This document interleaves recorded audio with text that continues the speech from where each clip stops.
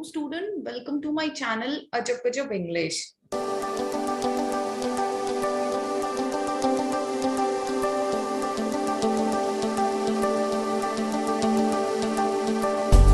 जैसा कि आपको पता है कि हमने नेल्सन मंडेला पार्ट 1 में नेल्सन मंडेला की स्पीच तक डिस्कस कर लिया था।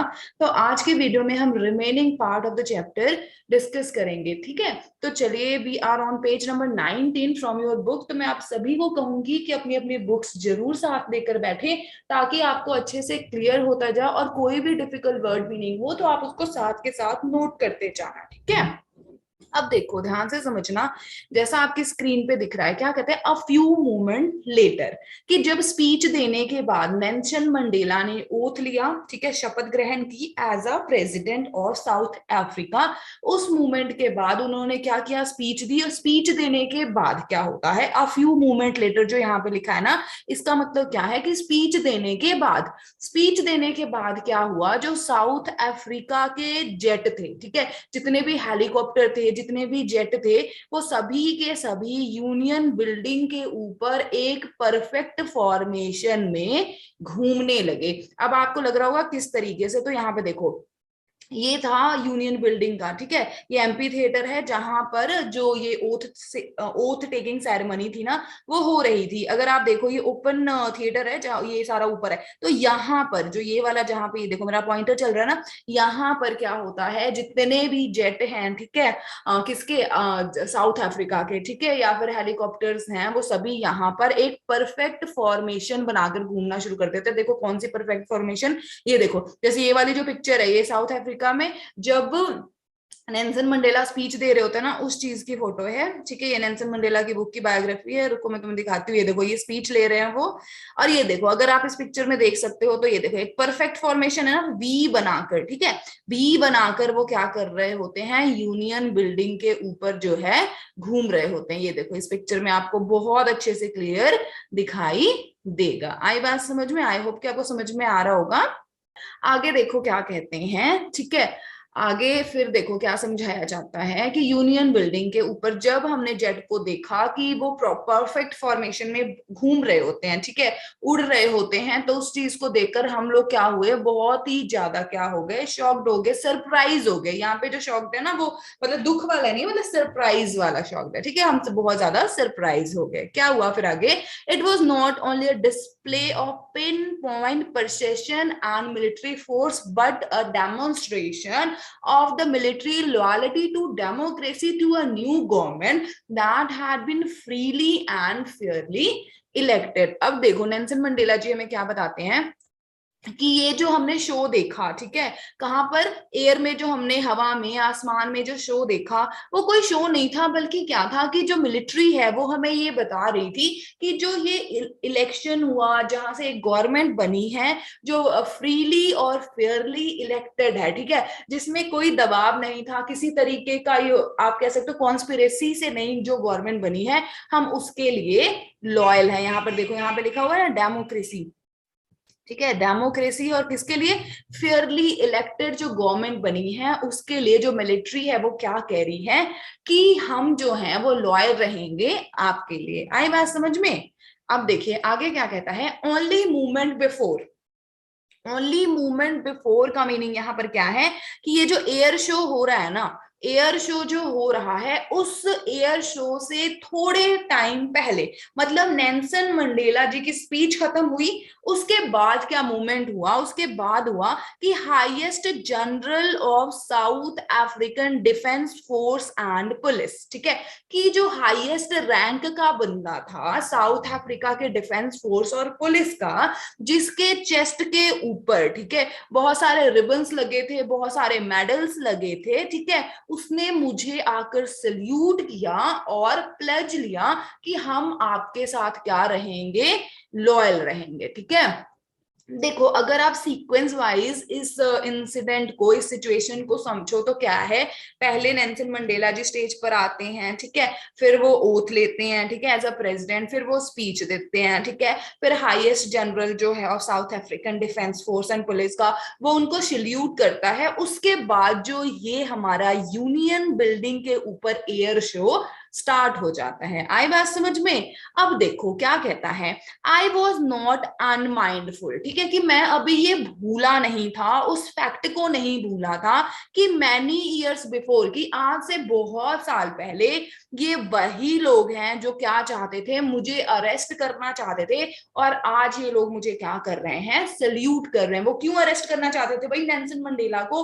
क्योंकि आपको पता है कि नेल्सन मंडेला जो थे वो अगेंस्ट थे वाइट पीपल के, गवर्नमेंट के। क्यों? क्योंकि वाइट पीपल जो थे वो क्या कर रहे थे, अपार्थी सिस्टम के अपार्थी सिस्टम को यूज करके ना लोगों पर डोमिनेट कर रहे थे, उनको तंग कर रहे थे। आई बात समझ में? तो इसी वजह से जब नेल्सन मंडेला जी को, जो हाईएस्ट जनरल है, ठीक है, of south African defence force का, जब वो उनको आके सल्यूट करता है तो वो थोड़ा फ्लैशबैक में चले जाते हैं कि अरे ये तो वही बंदा है ना जो कल तो मुझे अरेस्ट करना चाहता था और आज मुझे सल्यूट कर रहा है। तो यहाँ पे नेल्सन मंडेला जो उससे नफरत नहीं कर रहे हैं, कोई ऐसी भावना नहीं है, बल्कि क्या है कि सिचुएशन वो एनालाइज कर रहा है, ठीक है, कि पास्ट कैसा था, प्रेजेंट कैसा था। आई बात समझ में?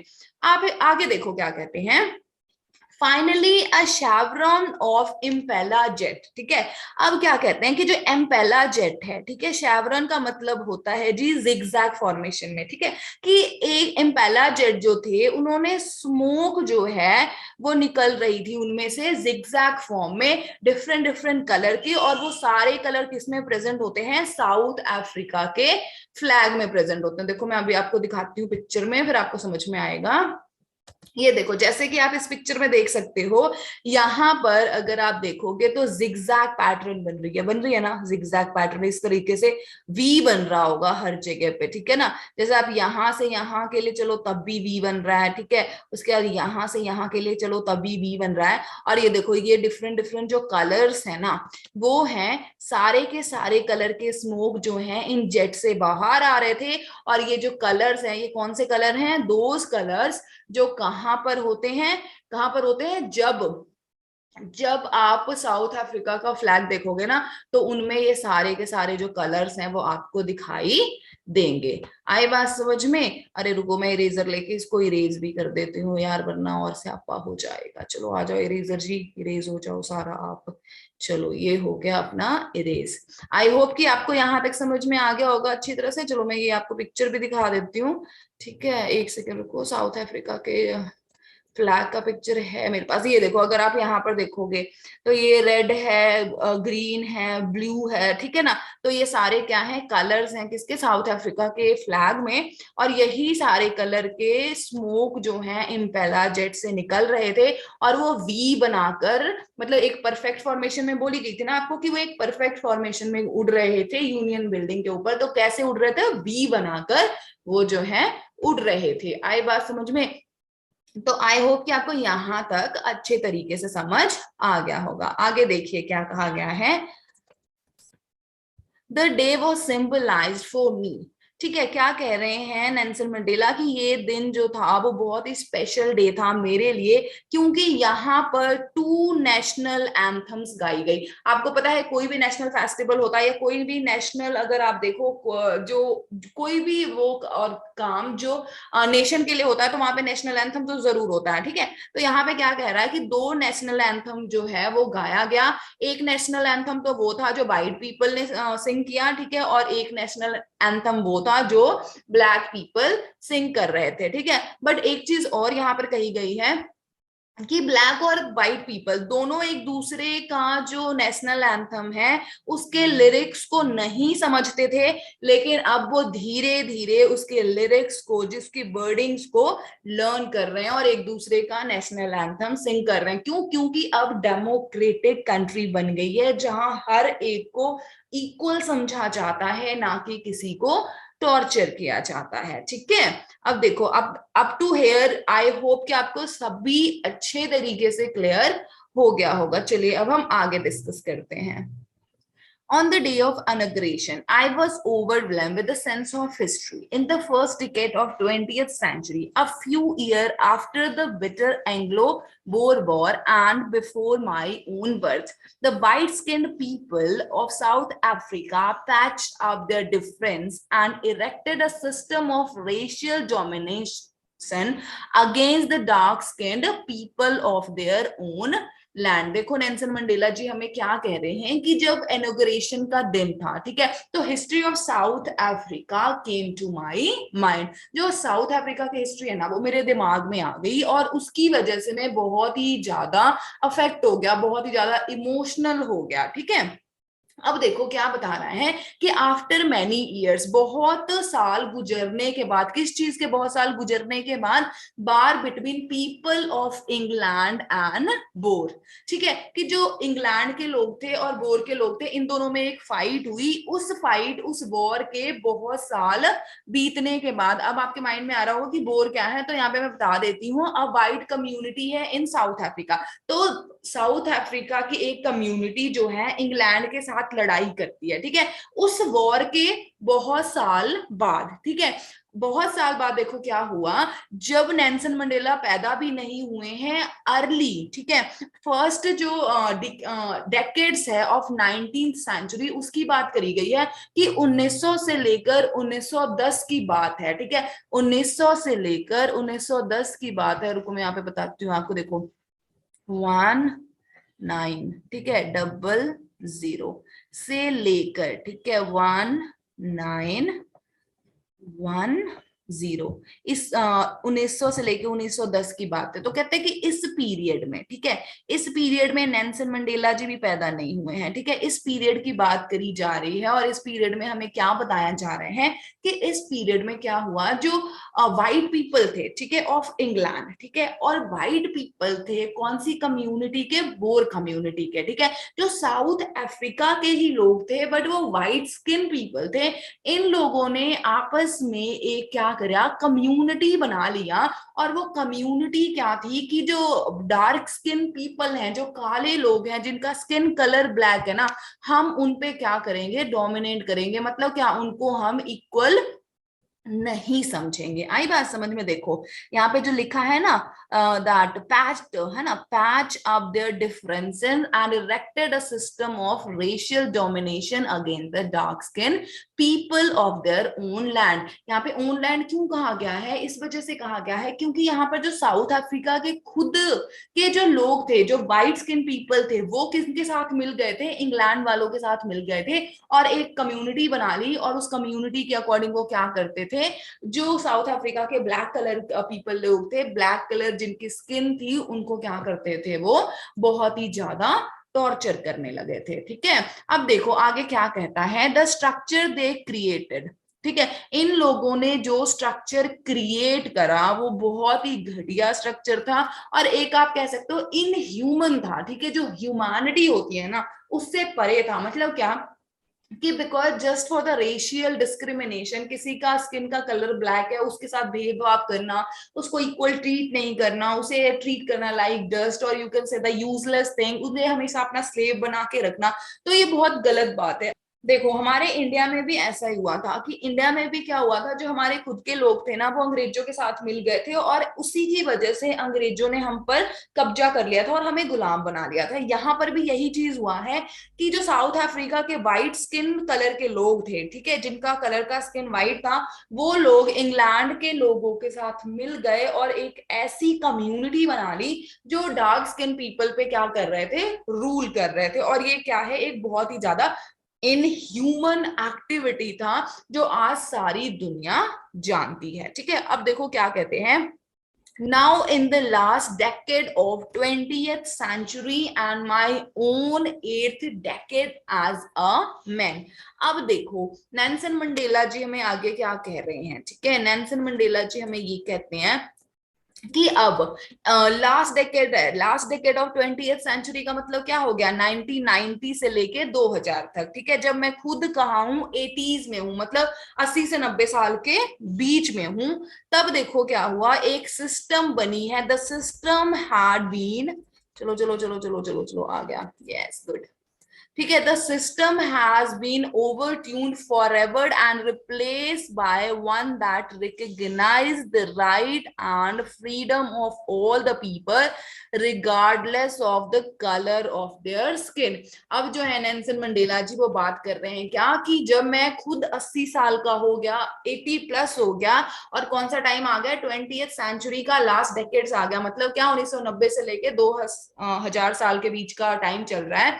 उस टाइम अब हम लोगों ने एक ऐसा सिस्टम बनाया है जिसमें हम फ्रीडम प्रोवाइड करेंगे, ठीक है, इक्वालिटी प्रोवाइड करेंगे हर इंसान को बिना किसी डिस्क्रिमिनेशन के, और स्पेशली कौन से discrimination, discrimination on the basis of the skin colour. ठीक है, तो अब देखो थोड़ा सा उन्होंने याद किया, थोड़ा फ्लैशबैक में गए, ठीक है, अब फिर वो प्रेजेंट में आ जाएंगे, फिर फ्लैशबैक में जाएंगे, इसी तरीके की जो स्टोरी है ना वो चलती जाएगी और हमें हिस्ट्री के बारे में भी बहुत कुछ पता लगता रहेगा। ठीक है, नेल्सन मंडेला जी आगे देखो क्या कह रहे हैं कि जो आज ये चेंज आया है, ठीक है, this day of change has come because of the great sacrifice of thousand of people. ठीक है, और वो thousand of people, their great suffering and courage can never be understood और रीपेड। ठीक है, अब यहाँ पर नेल्सन मंडेला जी एक ही चीज कह रहे हैं कि आज अगर हमें ये दिन मिला है, ठीक है, कि हम क्या हो गए हैं,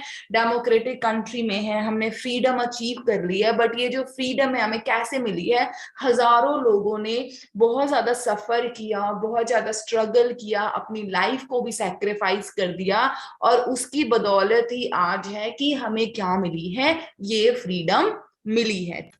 I felt that day, as I have on so many others day, that I was simply the sum of all those African patriots who had gone before me. That long and noble line ended and now began again with me. I was pained that I was not able to thank them. अब देखो Nelson Mandela ji यहाँ पर क्या कह रहे हैं कि आज के दिन जब मैं हमेशा इमोशनल होता हूँ, और आज भी मैं इमोशनल हो गया, क्यों, क्योंकि मैं उन लोगों को याद कर रहा था, उन अफ्रीकन पैट्रियोट्स को याद कर रहा था जो मेरे से पहले चले गए, मतलब क्या, जिन्होंने अपनी लाइफ जो है वो सेक्रीफाइस करी और फाइनली उनकी डेथ हो गई। ठीक है, और उसके बाद वो इस चीज के लिए बड़े दुखी हैं कि आज मैं, ठीक है, आज मैं उन सभी को थैंक भी नहीं कर सकता, और वो लोग क्या है यहाँ पर प्रेजेंट भी नहीं है उस चीज को देखने के लिए कि आज उनकी जो सेक्रीफाइस थी उसका जो है एक तरीके से उसका रिवॉर्ड उन्हें मिला है, और फाइनली जो उनकी कंट्री है वो क्या हो गई है, डेमोक्रेटिक हो गई और फ्रीडम अचीव कर लिया है। आई बात समझ में?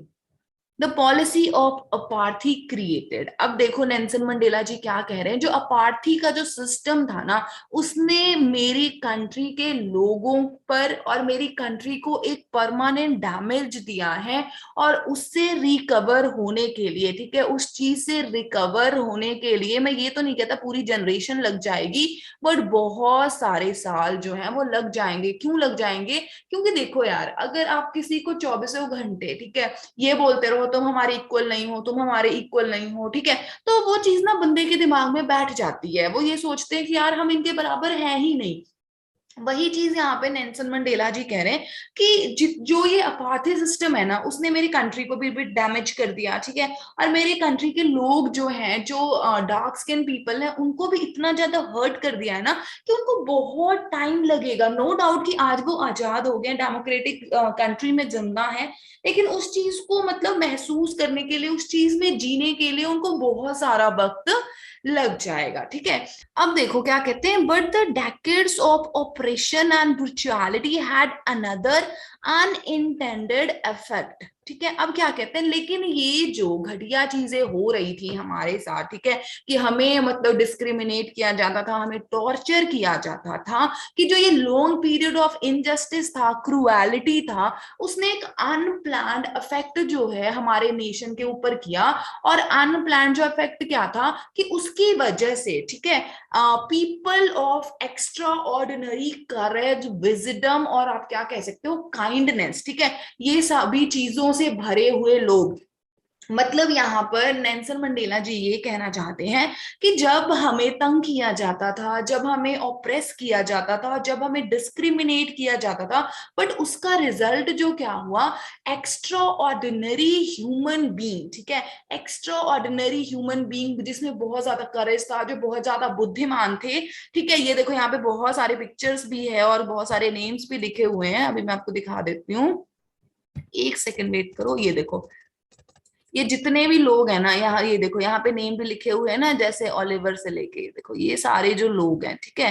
अब इनके बारे में बताया जा रहा है, कहता है कि नो डाउट हम लोग बहुत दुखी रहे, ठीक है, हम पर जो है बहुत ज्यादा टॉर्चर किया गया हमें, ठीक है, लेकिन उसका रिजल्ट भी कुछ हुआ। और रिजल्ट क्या हुआ, इन जैसे लोग, ठीक है, इन जैसे महान लोग पैदा हुए, and such people can never be born again. मतलब क्या, नेल्सन मंडेला से आप यहाँ से एक चीज देख सकते हो कि हम ये कहते हैं कि Nelson Mandela is very positive kind of person. No doubt इतना कुछ सहने के बाद भी उन्होंने पॉजिटिविटी भी देखा कि ठीक है कि हमने बहुत सफर करा, लेकिन उसका रिजल्ट ये भी हुआ कि आज हमारे पास ऐसे लोग हैं, ठीक है, no doubt they are died now, ठीक है, अब वो मर चुके हैं, बट हमारे नेशन ने ऐसे ऐसे लोग भी पैदा करे जो बहुत ही ज्यादा बुद्धिमान थे, जिनमें बहुत ज्यादा करेज था, जैसे हमारे इंडिया में भी था ना यार, ठीक है। नो डाउट कि हम लोग अंग्रेज के गुलाम थे बहुत 100 सालों की तरफ से, ठीक है, 100-200 साल के लिए हम अंग्रेजों के गुलाम थे, ठीक है।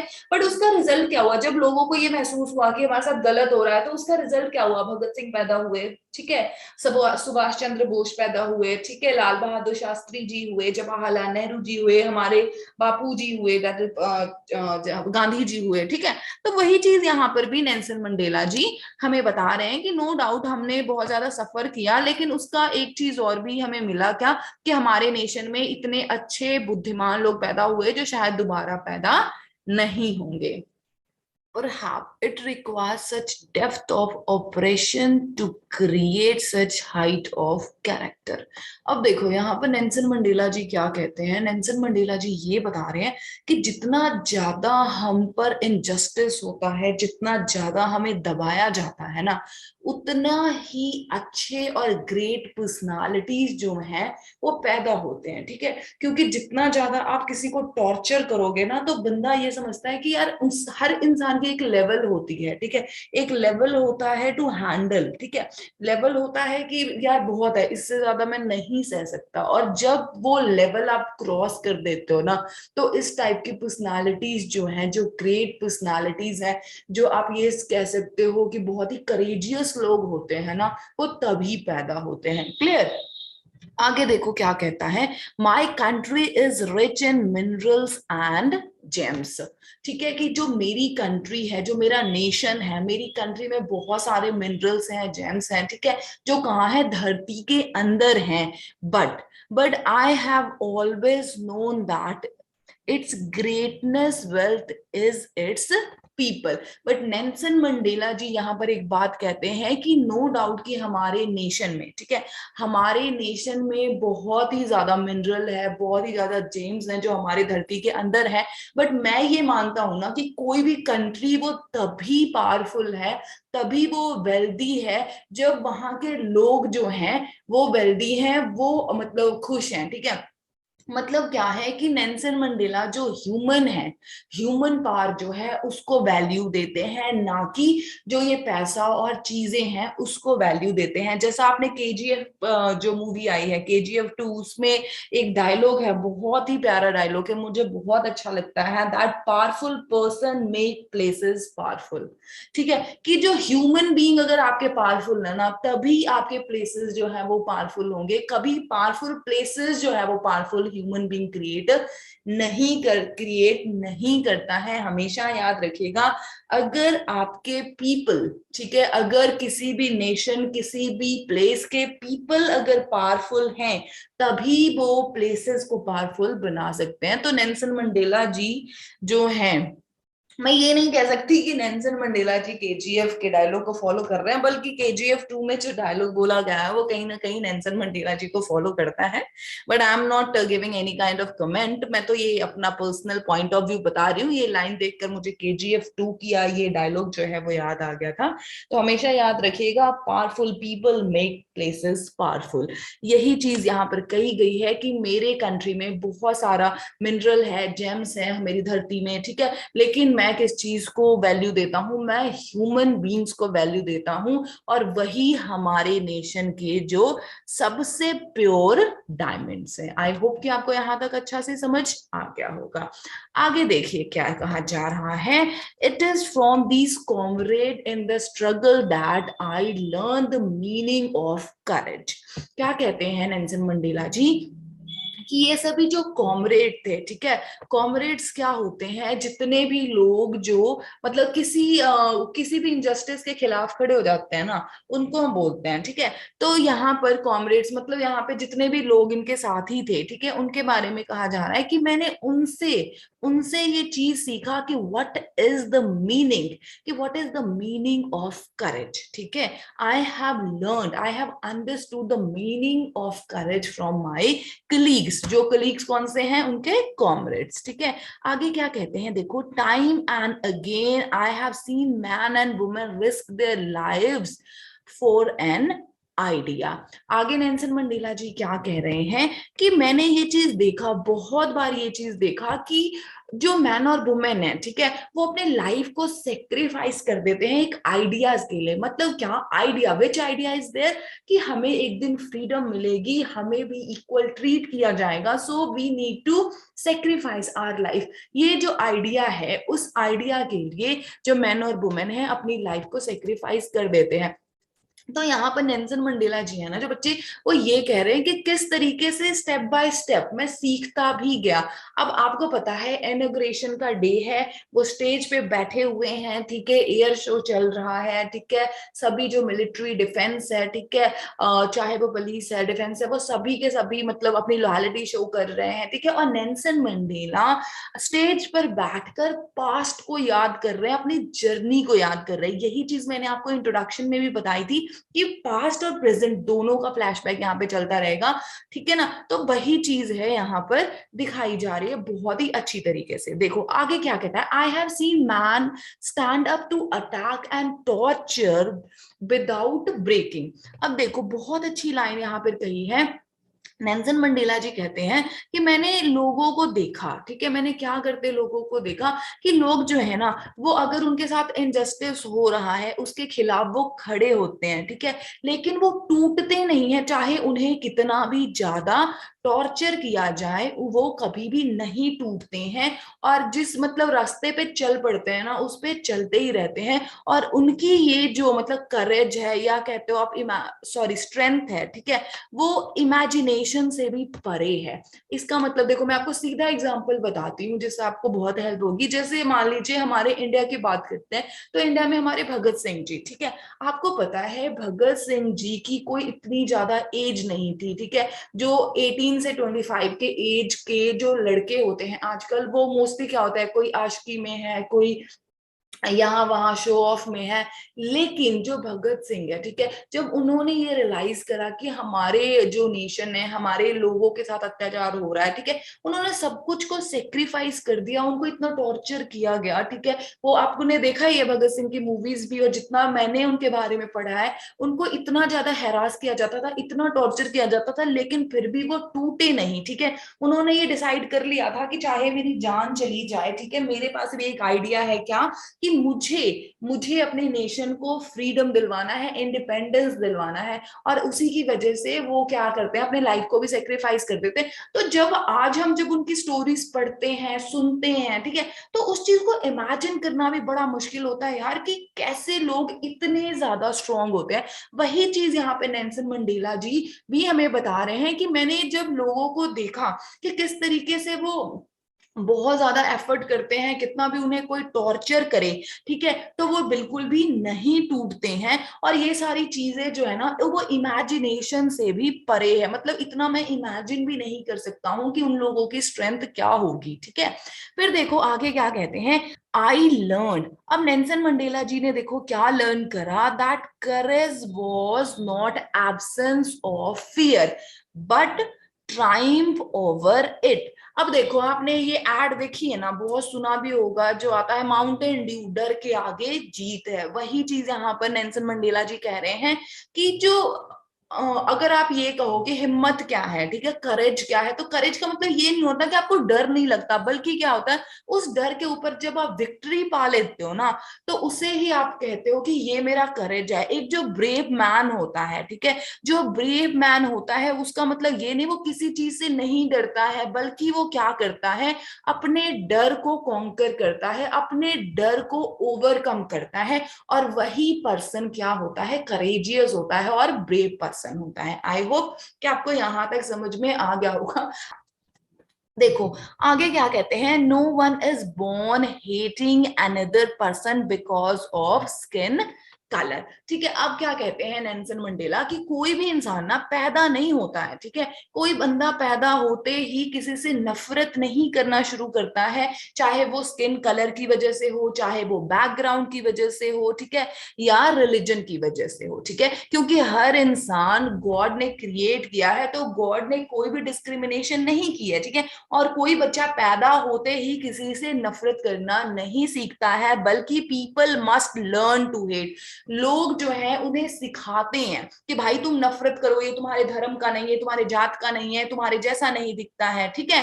And if they can learn to hate they can be taught to love. आगे देखो नेल्सन मंडेला ने बहुत अच्छी बात करी है कि अगर हम किसी को ये सिखा सकते हैं, कोई इंसान ये सीख सकता है कि कैसे नफरत करना है, तो हम उसे ये भी तो सिखा सकते हैं ना कि भैया कैसे प्यार करना है, ठीक है। क्योंकि जो लव है, ठीक है, वो ह्यूमन बीइंग के दिल में हमेशा ही होता है। और ये हमेशा देखो, जो हेट्रेड है, ठीक है, जो नफरत है, वो तो हमें सिखाई जाती है, ठीक है, कि इससे नफरत करो, लेकिन जो प्यार है वो ऑटोमेटिकली हमारे अंदर होता ही है। कोई जब बच्चा पैदा होता है वो अपने मदर फादर, ठीक है, या फिर अपने भाई बहन से ऑटोमेटिकली अटैच हो जाता है। क्यों? क्योंकि जो लव की जो इमोशन है ना, वो हमारे अंदर ऑलरेडी होती ही होती है। आगे देखो नेल्सन मंडेला क्या कहते हैं कि जब टाइम इन प्रिजन, जब मैं जेल में था, ठीक है, जब मैं जेल में था तो वहां से मैंने क्या सीखा था, देखो, my comrades and I were push to our limits, I would see a glimmer of humanity in one of the guard perhaps just for a second, but it was enough to reassure me and keep me going। अब देखो यहाँ पर एक चीज जो है ना, वो नेल्सन मंडेला कहते हैं कि अभी उन्होंने हमें बताया, ठीक है, कि हर इंसान, ठीक है, जो नफरत करना सीख सकता है, वो प्यार तो उसमें नेचुरली ऑटोमेटिकली उसके अंदर होता ही होता है। तो उस चीज के लिए नेल्सन मंडेला एक हमें रेफरेंस देते हैं, और वो क्या कहते हैं, during the most difficult time I and my colleague were torture beyond our normal tolerance level. कि एक बार की बात है कि मैं और मेरा कुलीग, ठीक है, मैं और जो बाकी कॉमरेड थे, हम लोग को बहुत ज्यादा टॉर्चर किया जा रहा था, टॉलरेंस लेवल के ऊपर का टॉर्चर, ठीक है, जितना आप बर्दाश्त कर सकते हो ना, उससे ऊपर का टॉर्चर हमें किया जा रहा था। Even during that time I used to see a hope of humanity in the eye of the guards. अब देखो वहां पे क्या कहते हैं कि जब हमें टॉर्चर किया जा रहा था ना, उस टाइम मैंने उन लोगों के आंखों में ह्यूमैनिटी देखी, जो लोग हमें टॉर्चर कर रहे थे, या वहां पे जितने लोग जो गार्ड्स थे, ठीक है, जो वहां पे खड़े थे, ठीक है, जिन्होंने नजर बनाई रखी थी हमारे ऊपर, ठीक है। और probably it just be for a 1 second. और आगे वो क्या कहते हैं कि नो डाउट जो वो ह्यूमैनिटी उनकी आंखों में मुझे दिखाई दी, वो ज्यादा देर के लिए नहीं थी, बल्कि कुछ सेकेंड के लिए थी, बट फिर भी वहां से मुझे कॉन्फिडेंस मिल गया कि यार हम सही रास्ते पर हैं, ठीक है। अगर हम इतना ज्यादा एफर्ट कर रहे हैं ना, तो कहीं ना कहीं ये चीज हमें आगे जाके बेनिफिट देगी, क्योंकि आगे वाला भी ह्यूमन बीइंग ही है, और कहीं ना कहीं वो भी इस चीज को रियलाइज करेगा कि हम जो है वो गलत कर रहे हैं किसी के साथ, ठीक है। उसके बाद देखो, man goodness is a flame that can be hidden but never extinguish.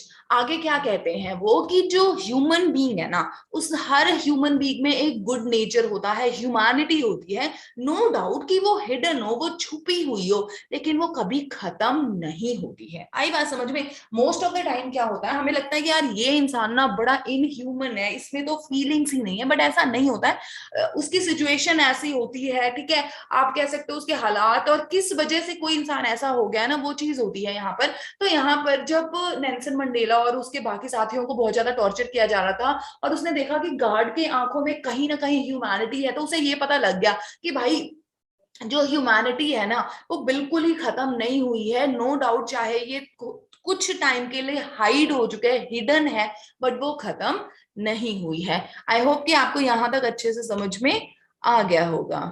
आज की वीडियो में बस इतना ही। Remaining part of the chapter हम नेक्स्ट वीडियो में डिस्कस करेंगे। अगर आपको लगे कि आपने यहाँ पर आके आज कुछ सीखा, आपका टाइम वेस्ट नहीं हुआ, तो मेरे चैनल को लाइक, शेयर और सब्सक्राइब जरूर कीजिएगा। Thank you so much.